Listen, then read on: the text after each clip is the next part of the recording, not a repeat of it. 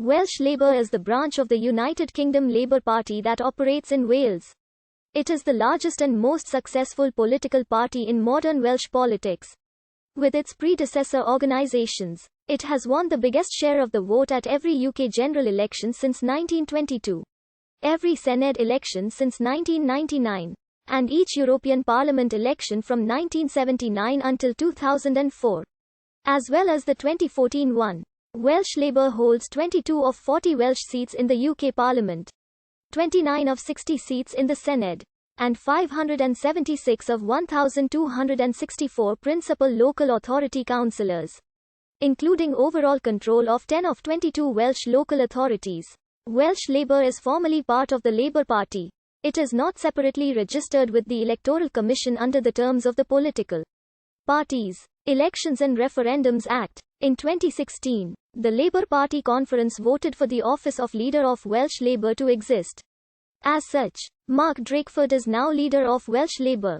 Welsh Labour has autonomy in policy formulation for those areas now devolved to the Senedd, and in candidate selection for it.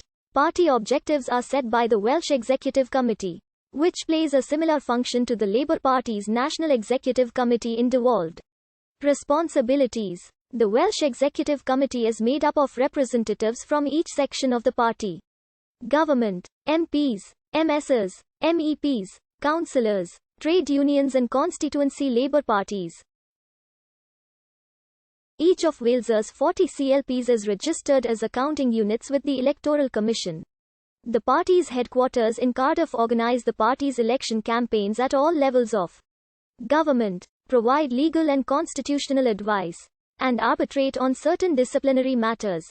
Keir Hardie, the first leader of the Independent Labour Party, was elected as member for Merthyr Tydfil in 1900, and when the National Union of Mine Workers affiliated to the party in 1908. Their four sponsored Welsh MPs became Labour MPs. Over the next few years there was a steady increase in the number of Labour councillors and MPs in Wales, and in 1922, Labour won half the Welsh parliamentary seats, setting the scene for the party's hegemony in Welsh politics over subsequent decades. Efforts were made as early as 1911 to establish a Welsh version of the Independent Labour Party. It was not until May 1947, with the merger of the South Wales Regional Council of Labour and the constituency parties of North and Mid Wales, that an all-Wales unit of the Labour Party was formed, initially called the Welsh Regional Council of Labour. Among those active in North Wales was David Thomas, who helped to found Cynefenshire Labour Council in 1912 and the North Wales Labour Council in 1914. The new organisation reflected the consolidation of industrial and trade union power under Clement Attlee's 1945 to 1951 government. The depression of the 1930s, which had hit Welsh industry particularly hard, led Labour to propose that the Welsh economy be planned and structured on a national basis. An all-Wales party structure was created accordingly. Ironically, the commensurate changes in the machinery of government were not implemented until much later, reflecting a persistent ambivalence within Labour on the national question. Welsh Labour's predecessors bequeathed it a formidable electoral inheritance on which to build.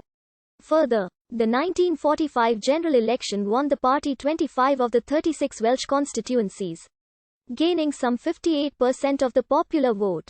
Despite swings away from Labour in the 1950 and 1951 general elections in Britain as a whole, Welsh Labour gained seats and vote share by extending its appeal from its industrial base in the south and northeast of Wales into the rural and Welsh-speaking areas where the Liberal Party remained strong.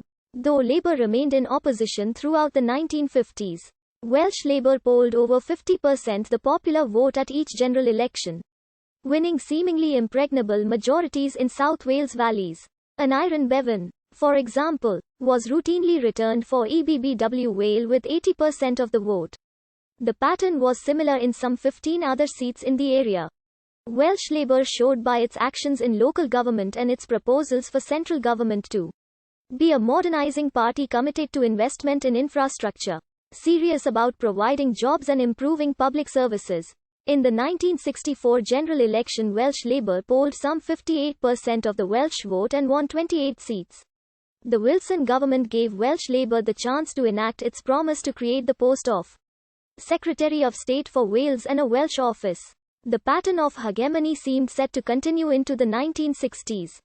At the 1966 general election, Welsh Labour's share topped 60%, gaining all but 4 of Wales's 36 parliamentary constituencies within 3 months. However, Gwynfor Evans sensationally captured Carmarthen for Plaid Cymru at a by-election, and his party came within a whisker of victory at the 1967 Rhondda West and 1968 Cardiff.